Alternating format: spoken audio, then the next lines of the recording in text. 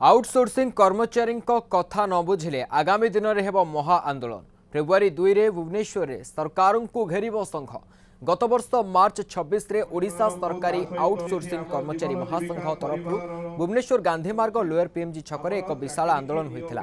दाबी पूरण पर दि जाइथिला प्रतिश्रुति हेले मिछ प्रतिश्रुति दे ठकी चली सरकार। सेबडे कटक रे आउटसोर्सिंग कर्मचारी कथा बुझा बदल में छटई मास मास धरी दि जाऊनी दरमा। जदि कर्मचारी आलोचना करा न जाई प्रतिश्रुति पूरण करा न जाए तेबे महा आंदोलन हेबो बोली चेतावनी देछि संघ।